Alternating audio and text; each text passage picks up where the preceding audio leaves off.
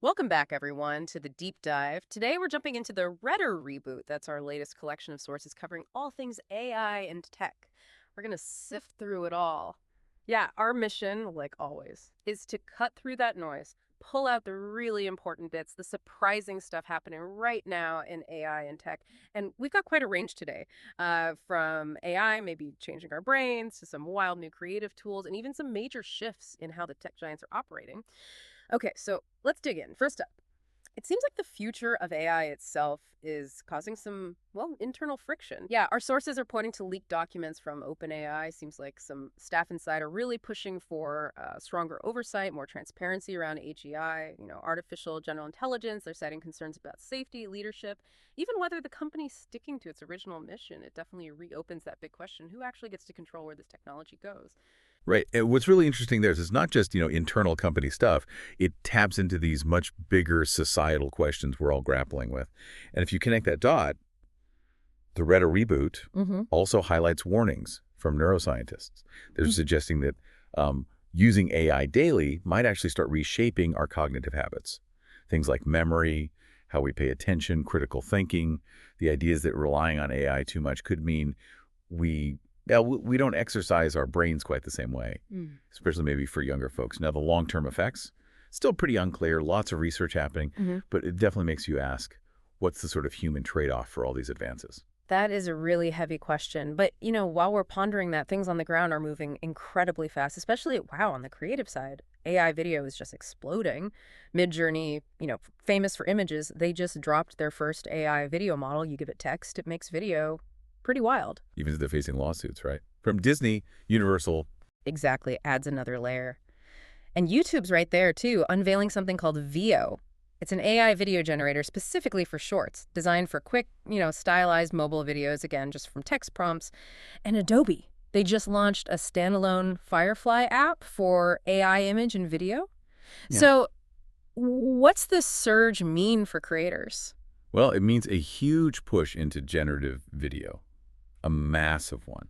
It could really redefine how creative work gets done. It's not just about speed. It's like it could democratize making pretty sophisticated video. Anyone with an idea and a prompt. Changes who gets to create, for sure. Totally.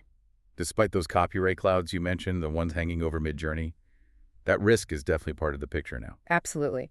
And, powering all this creative stuff, all the AI advancements really, is this massive need for infrastructure, computing power.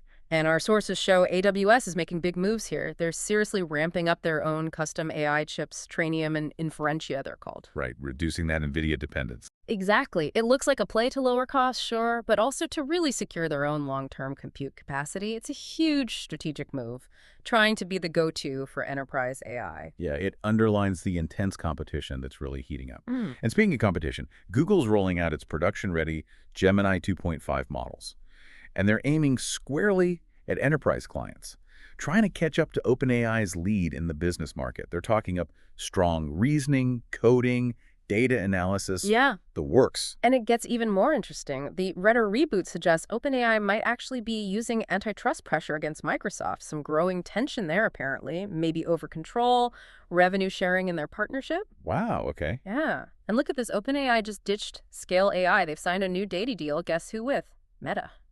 Shows just how critical and competitive these data strategies are becoming. It really is an arms race. It absolutely is. And these big strategic shifts, they filter down, right? So from a business angle, we see Salesforce is hiking Slack prices, but they're promising more AI features baked in. And there's this interesting startup, Multiplier, founded by a former Stripe exec. They just raised $27.5 million, their goal, an AI-powered accounting platform designed to make sense of financial data for companies with lots of different entities. So AI is getting embedded in really core business functions. Yeah, it's weaving into everything. Even the apps we use every day are changing. The Retter Reboot mentions YouTube adding shopping stickers to shorts. Creators can tag products right in the video for people to buy. Seamless shopping. Right. But maybe the biggest everyday change for a lot of you listening, Meta apparently plans to put ads in WhatsApp for the first time ever. They say it'll start in the status and channel sections and that core chats will stay ad-free, but still, that's a major pivot in their business model, monetizing WhatsApp differently. So what does this all mean for you? Okay, wow. What a whirlwind through the reboot. We've gone from these deep, almost philosophical questions about AGI control and how AI might affect our thinking, all the way to this explosion in creative tools, the fierce competition between the tech giants, and yeah, even changes in how we'll use apps like WhatsApp and YouTube. Things are moving fast. They really are. And maybe the final thought to leave folks with is this. As AI gets woven deeper into our daily routines, maybe even into how we think, how do we strike that balance? How do we keep embracing the incredible convenience and power while also staying really mindful of the long-term impacts? And crucially, ensuring it's developed and used responsibly, ethically. That's definitely the question to keep asking. We hope this deep dive gives you some food for thought, helps you navigate these shifts, and encourages you to keep exploring. Thanks for joining us.